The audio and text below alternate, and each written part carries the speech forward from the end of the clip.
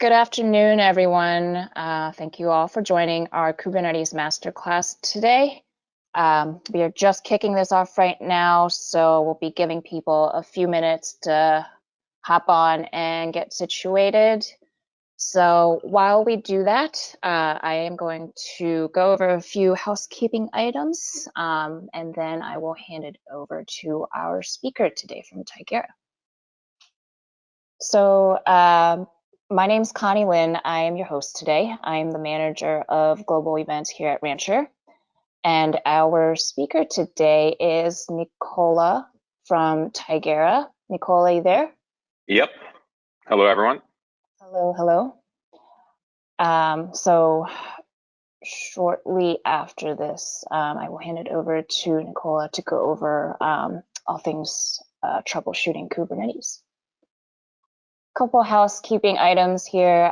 This session will usually run about 45 minutes to an hour in terms of the presentation and demo. And after that, we will do some Q&A. In your GoToWebinar panel, you will see a questions tab. So please, if you have any questions, go ahead and pop them in there.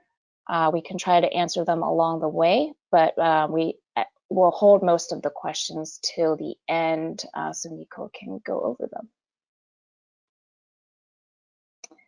A quick reminder that this session is being recorded, so if you need to step away or hop off early, no worries. We will share the recording along with the slides after the event for your reference.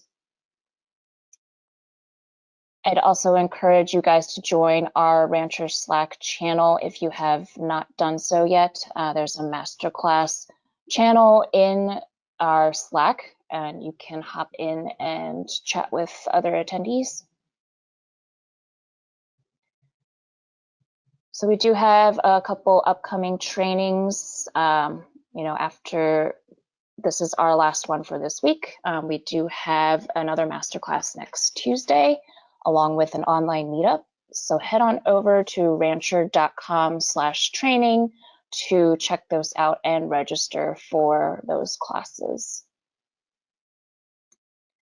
You can also check out our full portfolio of products and projects at rancher.com. Today we'll be talking about our Kubernetes management platform and how it works with Tigera. This is just an image here just for your reference. It will be shared after our presentation here. So with that, I am going to hand it over to Nico from Tigera to jump into today's topic. Thank you, Connie. Appreciate that. Hello, everyone. Again, my name is, I go by Nico, and really excited to be talking to you today. Hopefully you can see my screen right now. So today we will be talking about effective troubleshooting, specifically network troubleshooting techniques and tooling with Rancher and Calico from Tigera. Just a bit about myself. I'm a solution architect at Tigera. Previously was a Docker and previously at Cisco, so been pretty much my whole career was around networking, containers, DevOps, and kind of cloud architectures. And again, thank you for the time today. And I know it's kind of interesting times we are in today, so hopefully the session will be helpful for you to better understand the key techniques around troubleshooting, the tooling, and just fundamentals around best practices when it comes to troubleshooting networks with Calco and Rancher. Feel free to connect with me if there's any questions. I'll be answering them towards the end of the discussion here. But feel free to kind of shoot me an email, or I'm also on the masterclass Slack channel. So feel free to reach out if you have any further question, or there's something that is you need some help with. always happy to engage with users and customers around what they're doing around networking and challenges that they're facing. It's not an easy topic. So happy to engage with you there as well. So I'm hoping this is going to be an engaging session. You'll learn something new. I'll do a quick introduction of Calico. If you haven't heard about us and the Tigera, the company behind Calico, we'll kind of highlight some of the key attributes that would make powering Rancher with Calico a true, a powerful architecture.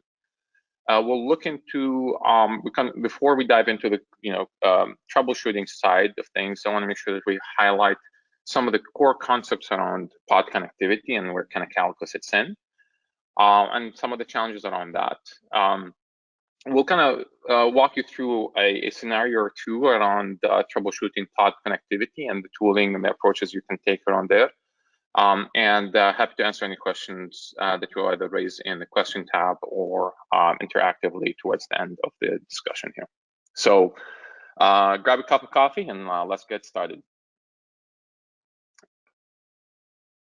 Before we get going, just kind of some very basic assumptions here around kind of prerequisites here, just familiarity with Kubernetes and Rancher. Just basic troubleshooting, basic tooling, understanding of how kubectl understands, how kubectl works, some basic commands with it, and some basic Linux networking tools and concepts. So before we get going, I want to introduce Calico. So Calico, if you haven't heard of us before, this is a good opportunity. Calico is an open source project that basically started with kind of the inception of Kubernetes itself, helped define the CNI spec and kind of leading the way around SIG networks upstream with Kubernetes, as well as a lot of involvement around the early days of service meshes with Istio and some of the definition spec for identity with SPEFI as well. Calico itself started as a CNI. That's kind of our flagship open source project, but also we've been doing a lot of work around overall network and network security and policy and management, and also built a whole solution with Calco Enterprise that sits on top of the Calco open source to help users and customers kind of with production workloads running anywhere on-prem, with Rancher or any of the various kind of public cloud managed Kubernetes. We're actually out of the box chosen to be the default CNI for many of those as well, and for the managed Kubernetes cloud providers that use Calico for policy, all major four on Amazon, EKS, GKE, AKS, IBM. Kubernetes services, as well as some of the other on-prem or self-managed Kubernetes services. Again, widely used and trusted by global companies and users, both from an open source perspective as well as customers for Calico Enterprise itself. We hundreds and hundreds of thousands of clusters today, running Calco. Mission critical applications are running with Calco at scale. So those are some of the kind of common names that are actually very, you've probably seen them before, talking, in KubeCon or other conferences, and a lot of them are using Calico or Calco Enterprise today. We also want to kind of highlight the strong relationship that we have with Rancher, both from an open source perspective as well as a strong partnership with Rancher as a company. A great, lot of common users that I interact with are using both Calco Enterprise with Rancher for the specific use cases that we're going to highlight today. But again, just gonna remind that we work very, collaboratively with Rancher, and hopefully, if you're using Rancher today and haven't heard of Calco, or you're using Calco today and haven't heard of Rancher, this has got a good combination for production workloads and secure Kubernetes workloads. As a refresher, Calico, you have a couple options when it comes to, if you're deploying Rancher today, you have a couple options when it comes to using the CNI, and that's kind of the core, as I mentioned, of everything related to workload networking. You have Canal, which is the default, Flannel, Weave, and Calico. Calco is not the default at this point, but Canal is basically using Flannel for connectivity and Calico for policy as well. You can see here directly from the dots of Franchix is some adjustment there, but Calico can provide both a whole set of functionalities that I'll be kind of describing in the next slide, but just know that it's one of the supported CNI options as you launch your Rancher clusters. And for any of the managed clusters that you use Rancher from a fleet management perspective on the public cloud or managed Kubernetes, Calco is there by default in terms of the policy there. So tight integration and flexibility around choice, but there's a lot of deployed architectures and clusters today are already using this combination. So I wanted to summarize, if you're new to this, if you're new to Calico or you use it, but haven't been caught up with some of the newer functionalities, some of the reasons why users are picking Calico for the CNI and policy. Again, we provide an easy-to-use CLI tool called Calico Kettle to manage and configure everything related to your networks and Kubernetes network and how it integrates with your environment and the cloud. You can use that there. Various network options. So I think the previous slides actually there's a typo, but there's a definitely in terms of encapsulation support. Calco can be used to use VXLAN for encapsulation. Can use IP/IP for layer 3 encapsulation. So if you want to create an encapsulation-based architecture, you have that choice with Calco, or if you want to go with no or even selective encapsulation, so only encapsulation as you cross subnets or networks, you can also do that. If you want to tie your Kubernetes cluster, you've seen a lot of customers and users do that. Tie it directly into their underlay and have routable IPs. There's also a huge use case for that. Peering options, you can peer directly with your underlay, top of rack, dual top of rack for high availability. Large scale deployments kind of require also route reflective, architecture-based architectures. That's also part of why Calco can be really helpful, especially as you scale your production workloads. Network policy enforcement. Again, there's many use cases for policy enforcement, network policy and Kubernetes network policies. Some of the highlights around why Calco can be helpful: you can define global network policies or namespace network policies in both ingress and egress direction, and we can provide layer 3 through layer 7 policy definition for rules, allowing and blocking traffic based on various things, including DNS-specific policies, service accounts-based, and RBAC-based. Service account source and destination rules, namespace source and destination. So there's a wide variety of functionalities and features there that can be really helpful as you define your network policies for your workloads. In terms of modes for Coop proxy, so it's as your load balance services, works in both IPVS and IP tables. So both of those modes are available, as well as some of the exciting new news around the data plane option as well for Calico. IP tables and IP sets have been kind of the traditional way of managing all kind of the rules and how Calico manages the rules on the machines. But also recently, we're taking ABPF as kind of the next gen data plane for, especially if you have a newer kernels. That's also supported right now. There's great blogs from Tigera that are talk about that, and a lot of documentation, as well as how-to guides on how to switch with that, as well as kind of a very close relationship with Microsoft around Windows and the Windows support for the CNI Windows support that Calco has today. So those are some of the key areas where we believe Cal can be really helpful to kind of power your rancher and rancher environments. So there are usually, Kubernetes as a whole is a huge topic, and I was actually struggling when we were working with the rancher folks around, what to pick around how, the topic for today. But even if we dive into Kubernetes networking, we're taking a whole, a history of networking, and we're kind of adapting to newer ways of how Kubernetes works. But even with that, we have at least 6 key categories around Kubernetes connectivity concepts and networking concepts. One is around the CNI itself and the pods and IP address management and the network, just to get the pods running. Second is around services and service discovery and how Coop Proxy can stitch all those together. Third is around like DNS and, as I mentioned, service discovery and the core, configuration options and architecture on how that can be done.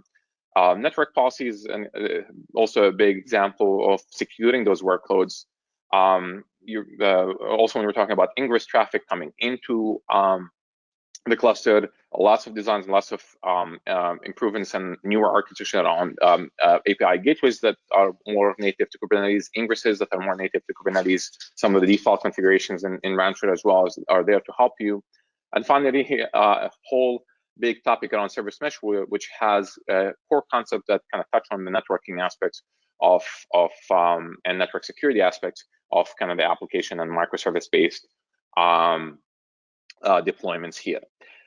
For today, I'm going to try my best to focus mostly on the ones that you see on the red, and happy to kind of maybe in follow-up sessions we can address the other concepts. But for today, mostly focused on the CNI, how it works, pod connectivity, just to get that going, IP address management, and then we'll touch on a bit around network policy as well, and some of the key concepts there.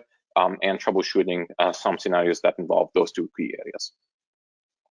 So let's get started. I want to kind of, before jumping into troubleshooting, I want to make sure that we highlight some of the key functionalities and concepts when it comes to pod networking, right? And this is, although I'll be using this with reference to Calico as a CNI, a lot of this is part of just the CNI spec, so it's relevant to any CNI, but some of the concepts that maybe I'll introduce later are specific to Calico, and I'll highlight the difference. If we take a step back and kind of look at what actually happens when you deploy a pod, of course we know that once you deploy a pod and the pod is scheduled on a specific host, in this case host 1, Kubelet is responsible for initiating and launching this pod, kind of pulling the image, making sure it has enough resources, setting all the capabilities, and talking with the container runtime. And it's also responsible for triggering and hooking into the CNI, which is core responsibility is to provide everything related to networking related to the pod.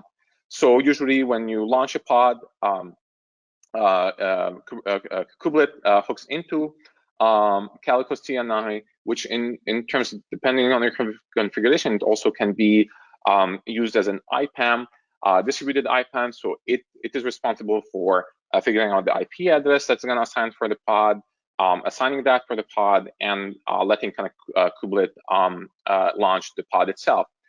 In terms of who manages all the networking components of the pod, it is the responsibility of the CNI. So things like creating the VETH pair, Calico creates a VETH pair. One is called Cali dash and the name of the pair, and connected outside on the host namespace, and the other being in the pod namespace. Sets up the default routes within the pod. It's going to have only a default route.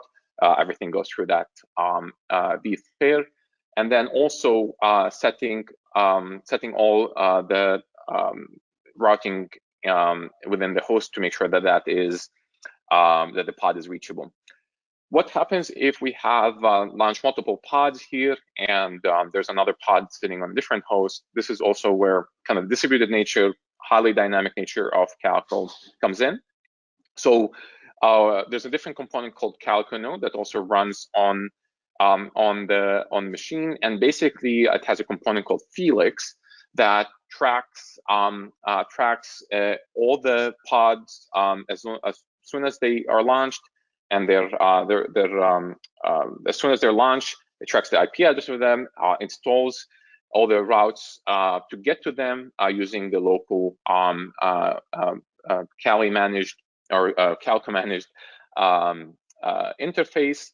But not only that, it actually starts learning, depending on the different mode, it starts learning of what's going on across the cluster with the help of the data store. In this case, we can tie into either etcd natively, or we can tie into Kubernetes API and use that as a native Kubernetes data store. But there are different modes, and that's kind of not the core discussion today, but there are different modes in how you architect your network. But I feel it's very important to understand those if we're going to talk about troubleshooting. In order to pass traffic or move pod traffic from one host to another, there's different options. You can encapsulate it or not encapsulate it, and if you want to encapsulate it, you can use layer 2 encapsulation, VXLAN, or layer 3 encapsulation, IP and IP. In either way, there needs to be a way to route traffic across those nodes, those Kubernetes nodes, and that's kind of responsibility we use internally. BGP, which is a highly scalable. This is what the internet runs on. BGP is a protocol that has been, been operating basically in the backbone of the internet for tens and tens of years. We use it to distribute routes across the cluster, and then the encapsulation is how we define, how the traffic actually leaves the node to go to the other node. So that's more of the packaging of the packet, let's call it this way. But BGP is core for understanding where to send the traffic and to which node if you want to go from pod A to pod B. And you can see here that those are kind of implementation detail of what exactly is the default within the pod, what is the actual routes next hop when it comes to sending the traffic to the different node, which is either it is a VXLAN interface or an IP interface. So it's kind of depending on the approach that you or the architecture that you use. So another third kind of approach that I also raised earlier is if you don't use any encapsulation. So the use case for this is if you want to integrate natively with your network, whether it is on-prem or in the cloud, and you don't want to kind of use any encapsulation. You don't want the overhead of encapsulation. You have more visibility on what's going on. So if you take a packet anywhere in passing your wire, the source and IP address of the packet will be the source and IP address of the pods, the source and destination pods, and that can be really helpful in a lot of cases. But also it has some drawbacks around kind of scale. If a lot of organizations are not, they don't have the IP ranges and availability to provide IPs for every pod launched and so forth. So just know that that is important when it comes to your consideration and when it comes to troubleshooting. Understanding which mode you're operating in is really critical. The native, the default one is actually IP and IP. It's one of the standard ways of doing things, and the default for Calico today. Finally, I want to highlight the importance of what we do and how we actually implement policy. So as I said earlier, we kind of help define from Calco and the Tigera team help define the Kubernetes network policy spec. So if you're using Kubernetes network policies, Calco actually enforces them. Kubernetes has no idea. Kubernetes only provides the API for the native policies, but actually does not neither kubelet or kube proxy enforces any of the policies. It actually is a responsibility of the CNI. So if you're using Calco, it is it manages those policies, looks into the policies as they're stored in etcd or natively in Kubernetes, and applies and knows which pods are running and which host, and actually applies the policy, as you can see here, actually in the VETH of the VETH pair, so as close as possible to the pod. So no traffic will leave or come into the pod, depending on how the policy is configured, unless it passes through that policy engine.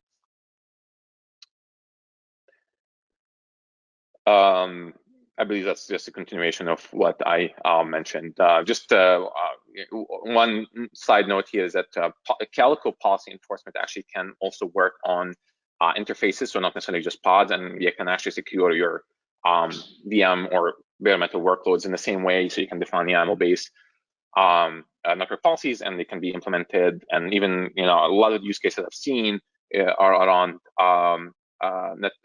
securing even like the Kubernetes data plane itself and the Kubernetes nodes themselves from various things. So it's not necessarily at the pod level. So before we dive into the Kubernetes network best practices, I want to kind of highlight some of the challenges that probably maybe you share with me, but in working with customers and users for the past couple of years, usually the dynamic nature of containers does not kind of allow you to continue using existing tooling and troubleshooting techniques and be successful in pinpointing issues. Pods come in and go, they're ephemeral. The IP addressing is very dynamic. Even if you capture logs, even if you have an unencapsulated or if you have encapsulated logs, you go back in time, you don't have true context around which application pod was sending or receiving the traffic. So it's harder to pinpoint issues because of that lack of visibility. Finding this also a very serious problem when it comes to misconfiguration around network policies. A lot of misconfiguration that can happen even if you are using CI/CD tooling.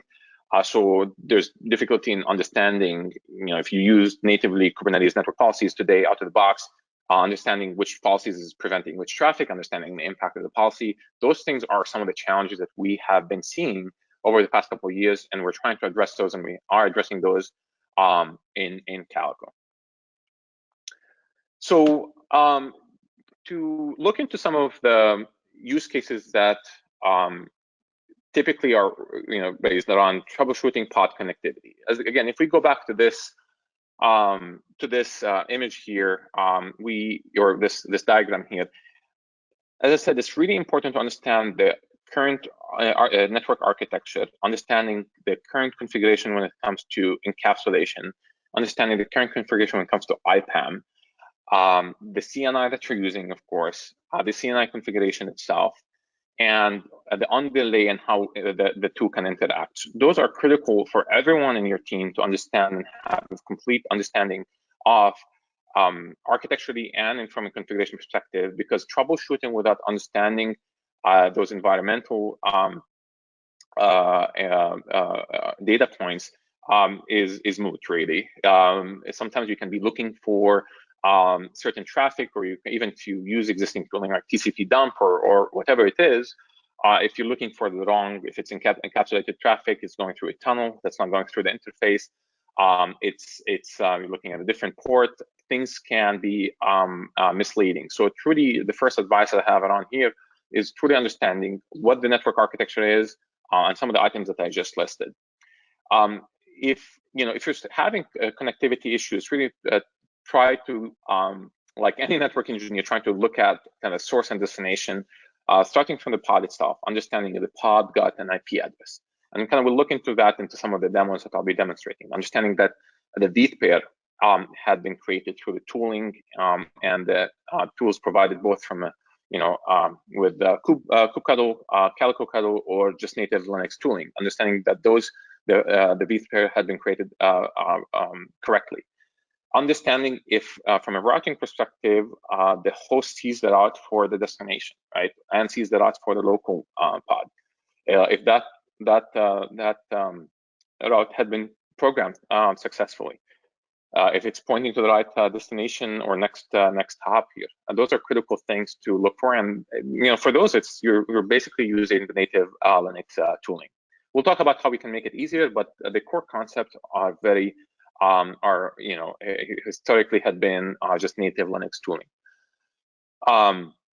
once, from a routing perspective, if things have been cleared there, it's important to understand if the nodes ports are up. There's any issue with kind of their MTU, the tunneling that you're using. If you're using any tunneling method, it is up.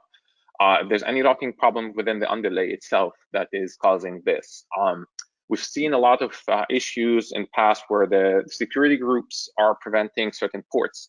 Regardless of which CNI you're using, there's a whole long list of ports that need to be usually open between nodes within Kubernetes. Otherwise, some functionality will not work. In the case of the default of Calico, it's important to remember if you leave it by default, it's going to use IP and IP. And IP and IP requires a specific IPv4 protocol to be allowed to allow that type of traffic. We've seen a lot of users kind of have that as an issue there on their security groups or firewalls. Kind of looking at the other side, same thing, kind of mirror understanding that traffic is usually symmetrical, so you have to look at things from both ways. Understanding if the between connecting the Linux hostname face to the pod is created, and you can use some of the tools that I mentioned in a bit to do that. And finally, also to make sure that the IP addressing of the destination is correct. So at the high level, this is, I know this is a very high level approach to how we should look at network troubleshooting. Maybe I oversimplified it a bit. Maybe you should take, with the time that we have, take just an example. And I'm using those examples based on similar customer scenarios and common scenarios that we're seeing. Of course, there's a whole list of issues that can happen, but let's kind of look into one scenario here. In this scenario, I have a Rancher Kubernetes cluster running on AWS in this example, just native on EC2. We're basically, the cluster is set up using the Calico as a CNI, and it's using the default IP and IP encapsulation. So there's no additional steps needed to from a routing or peering for the nodes to connect, even if they're across different subnets. Calco also is used for both networking and IPAM. That means that sometimes you can selectively, those are mutually non-exclusive. You can select Calco to be the IPAM, or you can select it to be the actual CNI from the pod, taking the CNI responsibility there. So we're using it for both use cases here. And the problem that we're seeing here, we're about to see, is that we have three nodes, and the pods, for whatever reasons, are not launching specifically on one of the worker nodes, worker node 1. So if we take a quick look into our environment real quick. As I said, this is a Rancher environment. I'm using the Rancher cluster manager here. Rancher server here. I have a couple clusters, single control plane, 3 worker nodes, full dashboard into the cluster here. And I would like to launch an application that we've heard that there's some issues when for it coming up. So let's do that. So I have my storefront application, which is like microservices-based application. And we're just going to launch it using just native Coop apply. And what's going to happen here is going to launch a couple of services. It's 4 services that talk to each other, as well as some of the network policies that we don't need to care about them for the first use case here. So if we take a look, hopefully you guys are seeing the screen and everything is good there. If we take a look at and see if everything was launched here, we can see is that one of the microservices, microservice 1, is in this kind of loop, right? It is not launching, right? So let's take, first approach I take usually with when it comes to pod is describing the pod itself. Usually that tells us, or at least hints at what's happening to the pod, and then store from namespace. If I can type.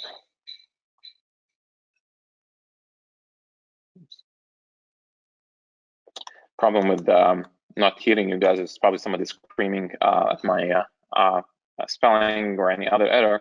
But you can see here that, and I can't hear that. And so we can see here that the part of the events we're seeing that this issue, maybe I should do it this way. Network IPAM plugin returns missing config. So it seems that there are some errors or issues around IPAM, right? So maybe you've seen this before. And if we take a look back, usually my approach around anything related to IPAM is I dig into a couple of, hopefully you can still see my screen. Usually I look into making sure that I understand what the service cluster range is. You can do that using Coop commands. Those things are, when you create the cluster, you have them, but making sure that they're based on, there's no overlap between them. They're, you understand them fully. They're not overlapping with your existing, services in your underlay or your VPC. That's the first step. Understanding, making sure that you take note of the node IP itself, understand if there's any other pods that launch with the correct IP addresses, understanding services are launched with the right service IP address, and then kind of looking into some of the routing capabilities, or sorry, some of the routing information to help with that. But from an IPAM perspective, at least from Kubectls side, this is where I would go. The other place I would go, and maybe this is new for you guys, but we have Calco can hook into, using your Coop config, can hook into your cluster, and you can get full visibility into what's going on in terms of the pods that are launched, the IP addresses associated with them. Get web is basically getting the working workload endpoints. So those are every endpoint that the CNI is providing IP addresses for. So let's take a look. So it gives you more details than just the kubectl get pod wide option. More information around the namespace, the name of the endpoint itself, the pod, where it's living, and you can see here that we're missing an IP address. So that's another indicator that there's something wrong with providing the specific pod and IP address. It seems like it was, the interface was created, the local beef interface was created, and then there's some additional profiles that is specific to Calico here. Another kind of area that I usually investigate in, and it's helpful, is using also Calico on some of the functionalities. We're adding a lot to them, but using Calico IPAM show. So if you're using Calico IPAM, you actually have this command, and if you do show blocks. So if you when you provide the pod slider range, usually you want to pick something that's big, but also a /16 or something providing, or /8 if you have that need. But you can also create subnets within that using a capability called IP pools, and you can define per IP pool, what type of services can use this pool. You can assign IP pools to specific namespaces. But kind of the gist of it here is, and you can do a lot more around specifying specific IPs to pods when you launch them from specific pools. So there's a lot of things that you can do here. But from a troubleshooting perspective, it's really important, or probably I've seen customers kind of follow this, where you run out of IPs, whether it is at the IP pool level, so the block within the larger pool, or even the pod slider itself can run out if you choose something small enough and you have larger deployments where you have thousands and thousands of pods. This is an issue. So that's another second place I would look at. So we isolated the problem to be like IPAM related. We can see here that there's, from an IP addressing, we're clear. There are available IP addresses. So the other area that I would look at is at the host itself, and usually kubectl, this is the host where the issue is at, I believe.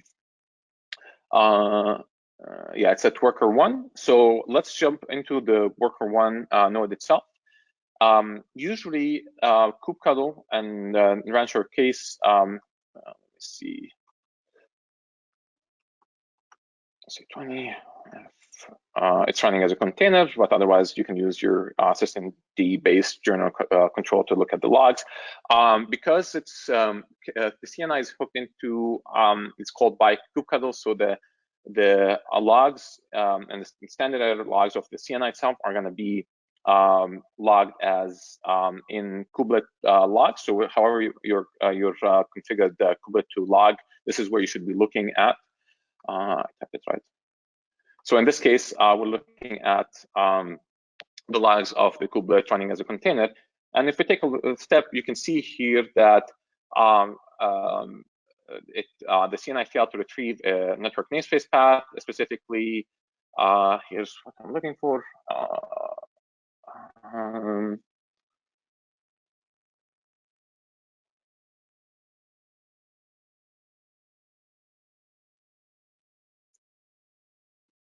CNI failed to retrieve network namespace path, and there's another log. 1 second, please. There's another log that basically IPAM plugin return missing IP config. So this kind of points us that there's something is wrong with the IPAM configuration in this on this node. And the reason why I said it on this node, because it seems like things are working on other nodes. On node 3, nothing scheduled on node 2. So it kind of leads me in the direction that this could be something that's locally significant to this node and worker node 1. So usually this is where we look at the configuration for the CNI that are local, and maybe I should. And they are found in this location here. Those are actually managed by Calco itself, so usually you don't have to change them, but sometimes due to some communication or configuration issues, they can be stale, they can become stale. So let's take a look at this config, which is basically the local CNI config. Defining the MTU, subnet, and so forth, or sorry, not subnet, the IPAM functionality. And one of the things that we can see here that the assign IPv4 is set to false for whatever reason. So sometimes, if you have the IPAM config missing or it is misconfigured, this is one reason why we can see an issue with the CNI releasing IP addresses for the local pod at launch. So one way to address this is actually, I think this happened before where it's actually just stale. So do not kind of edit this file by hand. It's better to just retrigger the pod, the Calico, which runs as a pod, so that it actually reconfigures itself there. So if we take a look at that. Hey, Nico, sorry to interrupt. Is there any way to increase the size of this? Absolutely. Okay, great. Thank you. Sorry about that. No problem. So if you look at the Calico system, this is where spell things right. This is where the Calico related nodes and the components that I described earlier and the controller are run. So if we do wide, we're going to just flip the pod that is sitting on worker node 1. So it should be this one here. So it's going to reread the configs from etcd and reconfigure the local Calco IPAM with the right set of configurations. And hopefully, if I do this right, as soon as that is up, if you take a look again, you can see here that fixed this configuration. And if we take a look at this one here, we should see, sorry about that, we should see that this pod, that microservice 1, was not launching, and now it is launched on worker node 1. So we resolved this issue by looking at various kind of components and isolating the problem to be an IPAM related and IPAM config related. Again, there's a lot of configuration for the IPAM. We can't drill into them right now, but hopefully that walkthrough helped you understand the process around isolating the problem to the configuration of the IPAM itself locally. So again, I think this is, just to follow up, looking at the kubelet logs would tell you a lot more on the local issues when it comes to IP address management, about creating the beef, if there's anything there. We've seen situations where there's some Linux rules that are preventing Calico to create beef with certain names. That is a requirement, it's listed as a requirement, but sometimes the systems do not adhere to that, and therefore you can have some issues around just creating the pod network itself. And here's some additional information around where to find the Calco configuration locally and check cross-check across multiple nodes. And setting the log level definitely helps. Another thing I wanted to point out. Other troubleshooting tools that I definitely recommend, the KSNF, I think right now it's part of, it has its own Coop plugin, so you can install it as a plugin. It's really nifty when it comes to looking into the pod and actually sniffing traffic and understanding what's going on. I wrote this tool a couple years ago. It's called NetShoot. You can find it on GitHub. It has, basically it has a Swiss Army troubleshooting toolbox. No shame in doing some advertising here, but I use it really like on a daily basis to do a whole lot of things, without installing anything on the pod itself or installing anything on the host. A lot of the networking tools is there, so feel free to use that. Again, Calico is a huge asset for you to troubleshoot and have visibility around everything related to networking. Also, I wanted to point out one of the coolest feature of Kubernetes 1.18 is this Coop debug. So you can actually launch a container using the ephemeral containers resource and along existing pods. So you can launch any of those kind of containers, or even Calico or NetShoot or any other container as you're doing active troubleshooting. It's better to have those handy so that you can actually launch them and collect the logs, collect any, see the metrics, see the configuration of the pod, do any lookups, any routing lookups, any IP lookups, without installing anything on your application's pod, especially if it comes in as a kind of distroless pod. You don't want to be installing anything there anyway. Just another point there. If we have time, I'm going to actually go through another really good example where it's slightly different. So once we launch this application, it's running on this namespace. We understood that there's a network policy, and network policy is kind of allowing the traffic, as you see in this direction, front end going to microservices 1 and 2, and those talking to the back end. However, we are seeing a lot of use cases where there's some traffic leaving the pods, or you want to apply a network policy, and we know that it was applied, but we're seeing some issues when specifically for microservice 2, which needs to access the Twilio API on api.twilio.com, and we're seeing some connectivity issues there. Now, when it comes to kind of connectivity, there's a whole lot of best practices around it. It's hard to summarize, but if we take a look, usually, as I said, you're going to start from the pod itself. I know that sometimes you cannot exactly into the pod. If you can, I know sometimes you don't have all the capabilities. I recommend having some handy tooling so that you can actually launch similar pods in similar namespaces to simulate the environment. Because some of it is related to the namespace, some of it is related to the node. So using node selectors and using namespace selector, you can create those pods and simulate running through those troubleshooting tools in there. So looking at the interfaces within the pod, looking at the interfaces on node level, looking at the routing table, understanding that if the beef interfaces are up, if the routes for the destination is present, In our case, it's an external destination, so it's not within the cluster.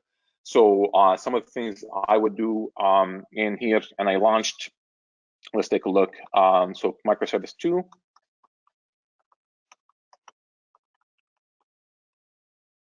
So microservice 2 is on which node? Microservice 2 is on the worker 3. So I launched a similar troubleshooting pod. I couldn't use the kubectl debug for a different reason, but a good way to do it is I had an issue with it, but that's a good use case for it. I have a pod running on this node 3, so you can actually simulate some of the troubleshooting techniques just by logging into that pod and looking at the routing table, looking at the interface list, looking at the V pairs, and understanding if they've been created properly. So if we let me see.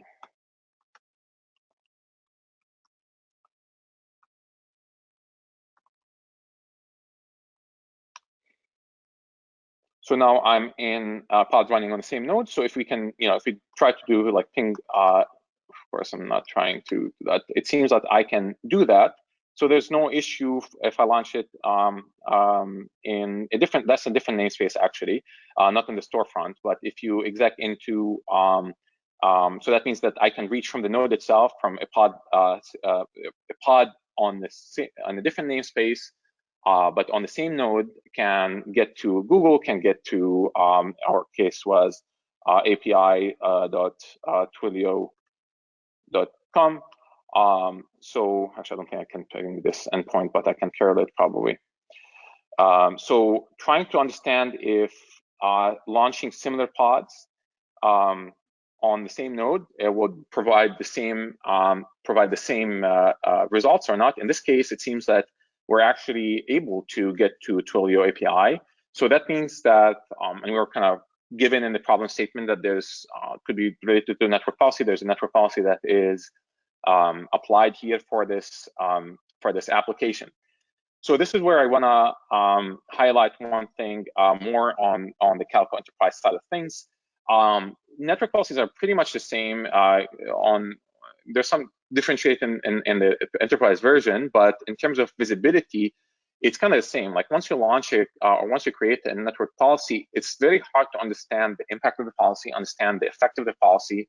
What is it preventing? What is it allowing?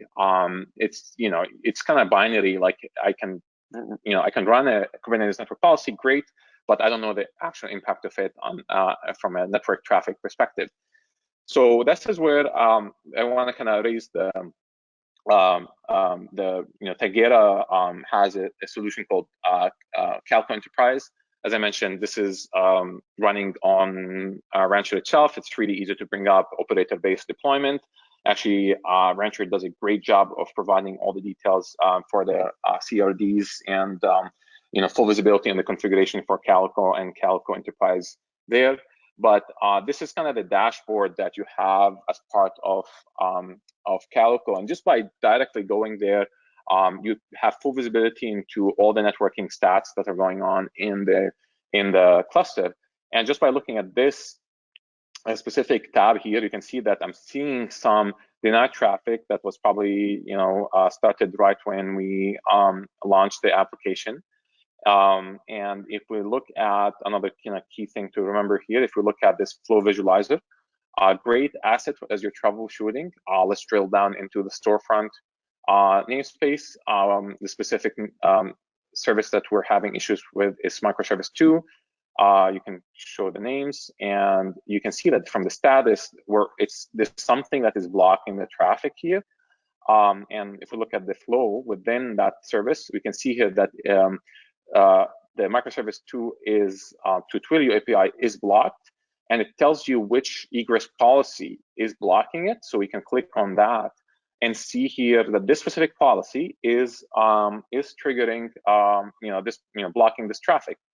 And one capability of egress policies in Calico and Calico Enterprise is providing DNS or full qualified domain name targets, so you don't have to do it per IP, especially if you're talking about external services like cloud services, like a cloud SaaS service or a cloud database service.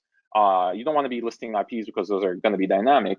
That's not a problem within the cluster for east-west policy enforcement, but it is a problem for things outside the cluster. So one of the capabilities that we have is providing you to define a set of domain-based targets. I don't know why it's not loading up here. Let's edit the policy.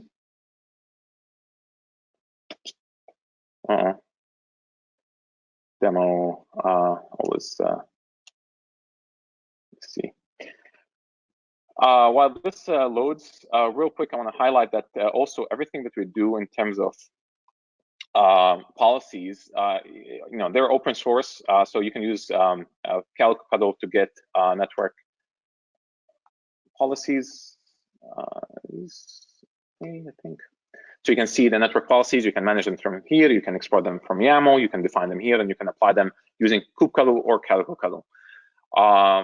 So you can tweak here. It seems like, from just looking at the egress, it seems that the domain that was specified was very specific to Twilio.com and did not include API. So if you look at, if you give it anything, a wildcard under Twilio.com, hopefully that resolves the issue.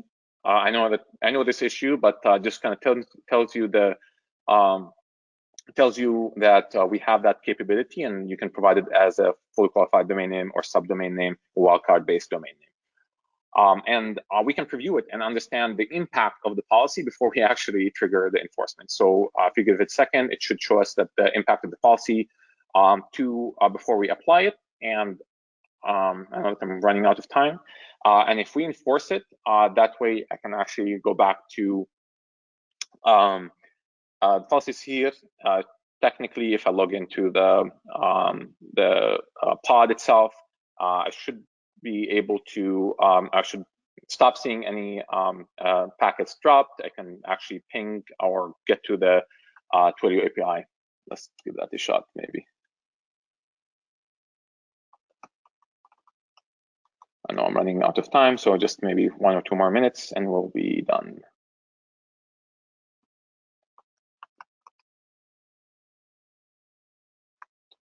So if we accept, I know that that's not the best way, but this is for demonstration purposes only. So it's microservice 2, and this is in the namespace.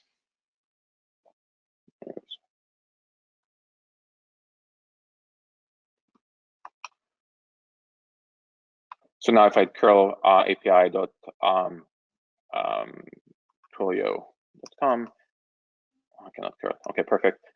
So if I actually look at the logs, sorry, I'm just going to look at logs because it should be printing out.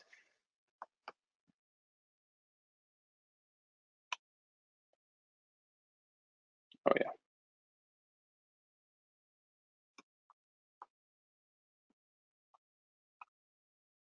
So you can see here that I was not able to connect to it previously, and now I'm able to connect to it and curl. So just by applying that, just looking at that policy, looking at the dashboard, was easily able to pinpoint network policy related or induced problems in the network in the cluster, and be able to point them directly. Final note before a final note that the flow, like everything that we have here, in terms of kind of looking at the analytics of the flow themselves, that can be really helpful when it comes to troubleshooting. Can be also found in our built-in ELK stack that has basically advanced logging capabilities. So you can pinpoint it to a look at the kind of source name, and kind of look at all the denied traffic. As I said, we have, as part of the logs, we get very detailed, specific data around the log that was denied or allowed.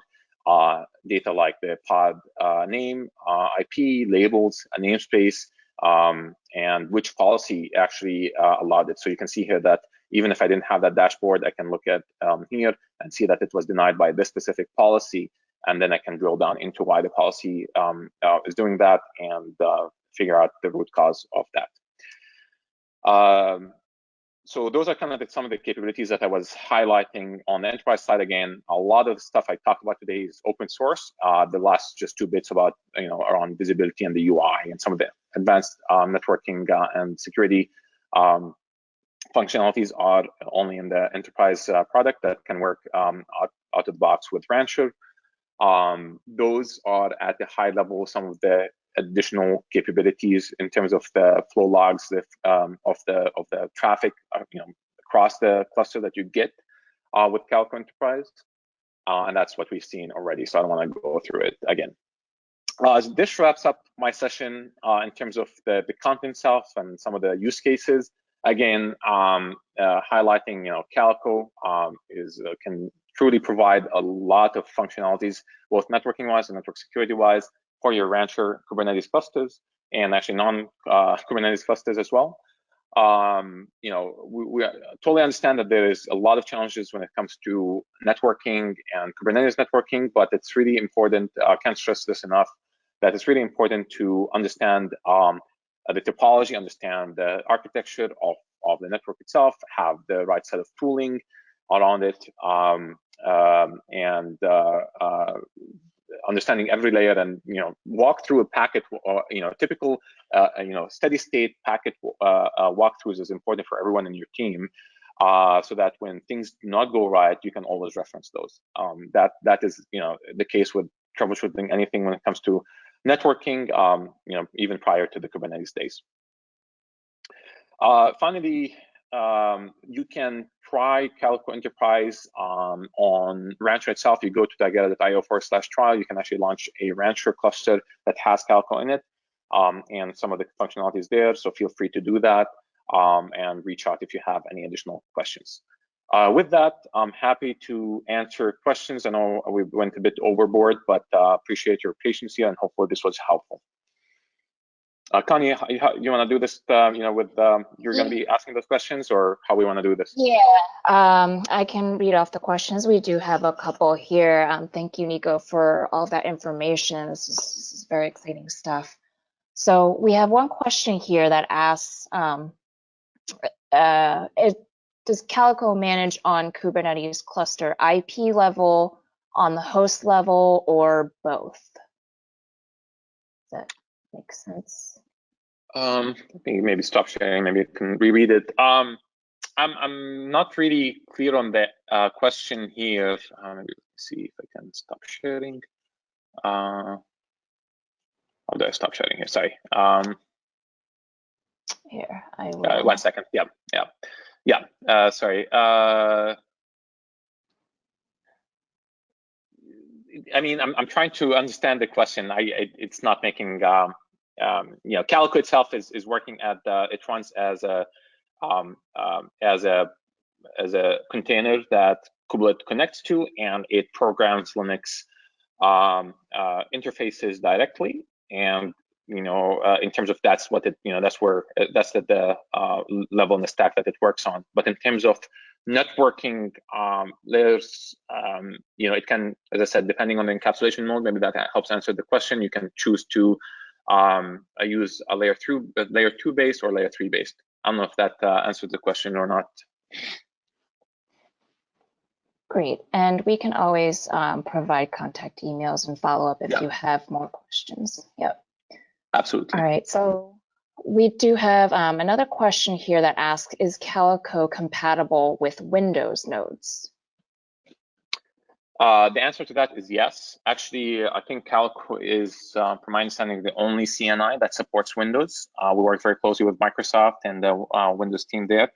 So yeah, Calico is compatible with Windows, and you can use both Calico for CNI as a CNI or a policy enforcer for Windows workloads. Awesome. Thank you for that.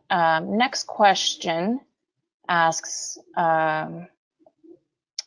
For debugging network problems, what can you do if you do not have root access to the Kubernetes node or root access within the pod?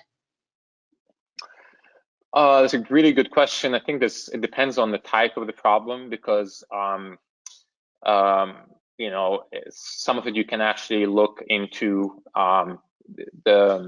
you can use the tooling, the monitoring tooling, to kind of at least get an idea if it's you know, look at the surrounding of the node itself. I usually, you know, as I mentioned earlier, we pinpointed the problem, the first one, to a specific node. That means that other nodes in the cluster are not really behaving the same way, and therefore, you know, it needed to be, you know, around that specific node that were, you know, configuration of that specific node that is triggering this issue. So if you don't have access to the node itself, again, look at the stack, the networking stack itself. Kubectl itself, start there. As I started initially, if the pod is not running, a lot of times, you know, it tells you there, you know, what the error that the kubelet itself is spitting out. So even if you don't have access to the node itself or to the pod, and you have access to just the kubectl, you have RBAC access to launch the pod, then you should be able to at least understand the errors that it's throwing. Of course, that's not always the case. It's not always going to be clear. So it's hard to tell exactly what the best way to get that. Now, with the NetShoot tool that I provided, and or that I talked about, and the KSNF, as well as the kubectl debug, those are tools that actually can give you a lot of access very close to the node. Actually, you can launch, I launched one of my NetShoots to use the network namespace of the node itself. I know that requires certain capabilities. So even if you know, I was in situations where I lost access, SSH access to the node, because I blocked SSH traffic to the node. But guess what? Kubelet was still running, and I ran NetShoot in the network namespace, and I disabled the local firewall. So there are certain use cases where using Kubernetes itself can help. Look at the try to pinpoint the issue, try to get to the you know, try to get to as close as possible to pinpointing this is the area, like we looked at the IPAM config, and use native tooling that is available. There's a lot of good resources out there around those, and of course, you know, a shameless advertisement for the product I stand behind here is you know, sometimes you need more powerful Kubernetes native tooling for effective troubleshooting and visibility, like Calco Enterprise. Hopefully that answers the question. Great, thank you. Looks like we have one last question here before we wrap up. And this attendee asks, just by only installing Calico without the CNI plugin, can I debug and log network policies? Absolutely. Yeah, so if you're using Calico as a policy enforcer, which is one of the modes that it can be in. So if, for example, if you're using any of the managed Kubernetes services, EKS, AKS, GKE, with Rancher, you know, or without Rancher, they're using Calco there, so therefore you can use Calico Cuddle to look into the network policies and debug those. Yes, they're independent of each other. I think there was one more. Yeah, sorry, I think you asked this one. Yep. It looks like, yeah, we covered all of our questions now. Nico, is there anything else you would like to add or share with our attendees before we wrap up? Yeah, so real quick, I just reread the question, the first one. I apologize, I misunderstood it. The cluster IP, the Calco does have a say yeah, it does have a say, but usually the forwarding and load balancing for the cluster ID is a Coop proxy responsibility, but Calco hooks into that as the traffic is routed through Coop proxy. So there's kind of shared responsibility there, and maybe we can dedicate another session around that component troubleshooting, because there's a lot of use cases around DNS that we haven't gotten to, and around service discovery and cluster IP and load balancing that we haven't gotten to. So hopefully that answers that question. Final note, thank you again for the time. I appreciate it. I know we'll try to keep it specific to pod networking. There's enough interest, maybe we can do this again with other use cases. And if you guys have any questions, please feel free to reach out on Slack or email. Thank you again for the Rancher folks for having us here today. Great. Thank you, Nico, and the Tigera team for this awesome presentation.